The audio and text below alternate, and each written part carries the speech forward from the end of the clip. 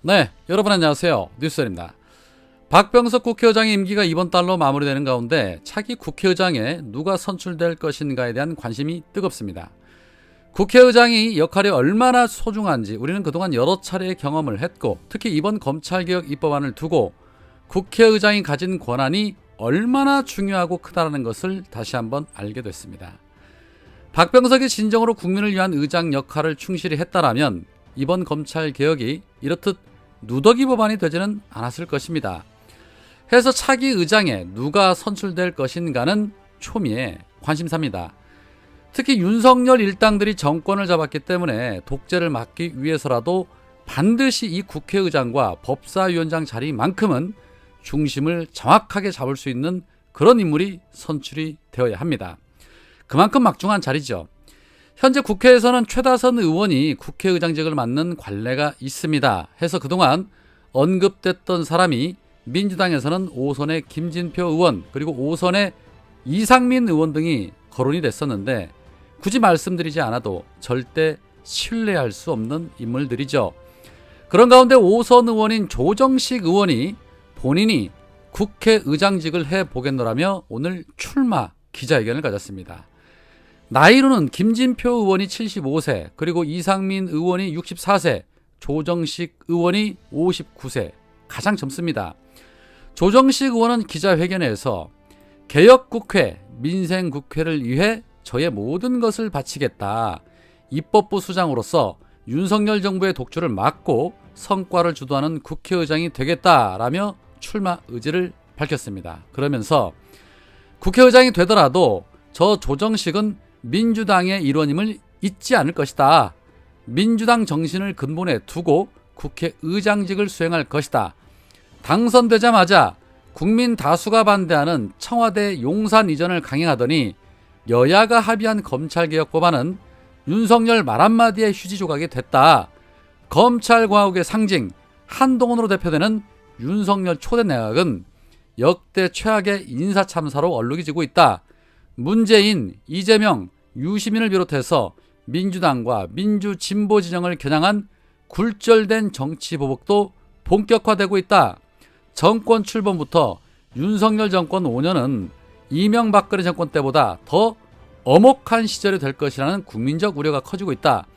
독선과 야만의 시대, 검찰공화국의 시대를 맞고 있다.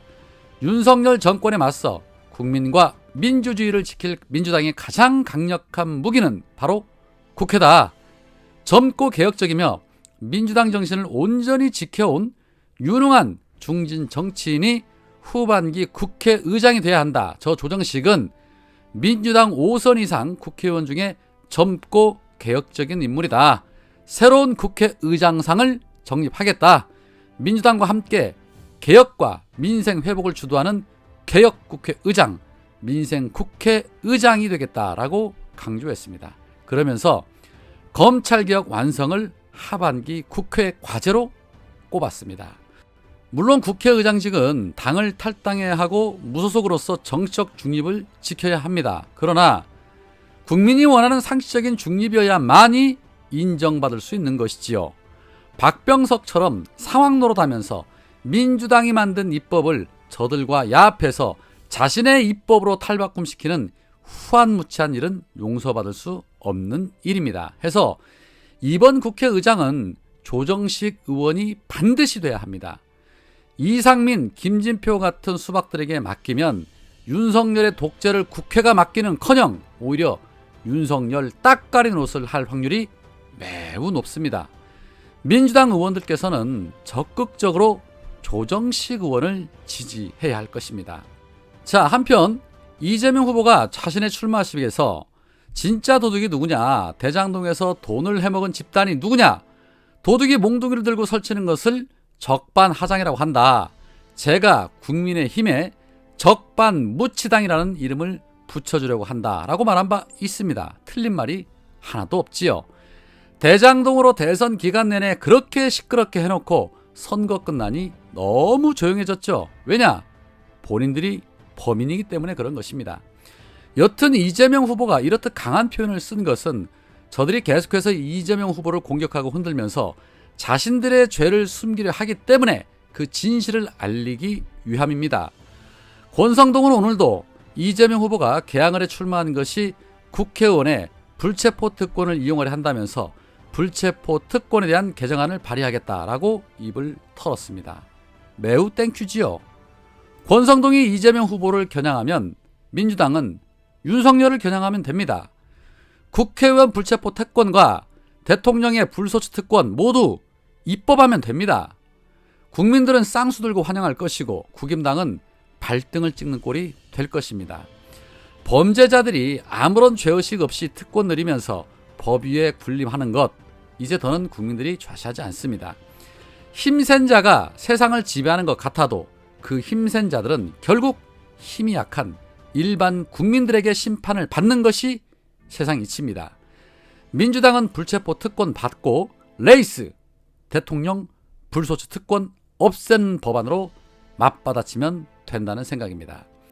어제 이재명 후보가 제명인의 마을 서포터즈와의 미팅에서 일명 개딸들과 양아들을 향해 저는 세계사적 의미가 있는 새로운 정치 행태라고 생각한다라면서 이들의 정치 참여에 대해서 위대하다라는 표현을 했습니다. 그러면서 덧붙인 말은 옛날에는 유인물 50장 100장 뿌리면 겨우 4-5명이 볼 텐데 정보를 알리려고 1년간 징역을 감수했다. 지금은 얼마나 쉽냐. 휴대폰을 가리키면서 이게 새로운 정치 변화의 도구가 됐다. 진짜 중요한 게 사람들이 기사 제목하고 댓글밖에 안 보지 않냐. 그런데 제목은 언론사가 우리한테 별로 안 좋게 달지 않냐. 댓글이라도 우리가 선점을 해야 한다.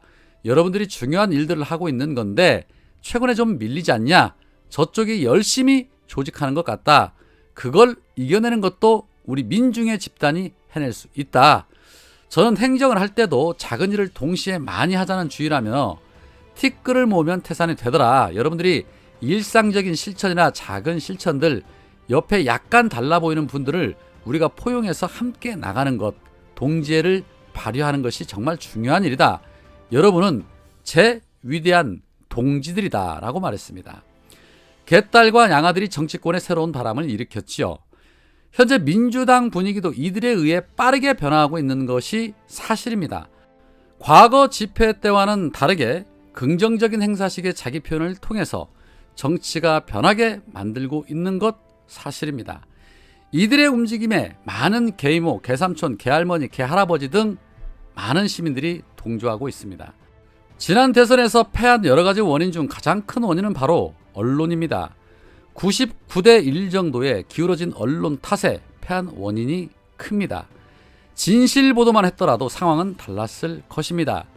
기사 제목은 언론사가 정하는 것이니만큼 어쩔 수 없도산 치더라도 댓글을 선점하면 일반 시민들의 생각을 바꿀 수가 있습니다.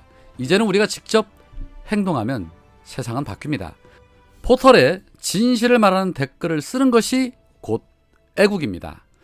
자, 한편 윤석열이 아랍에미리트 대통령이 별세했다는 소식에 윤핵관인 장제원을 특사로 조문 사절단으로 보냈다는 보도가 있었습니다.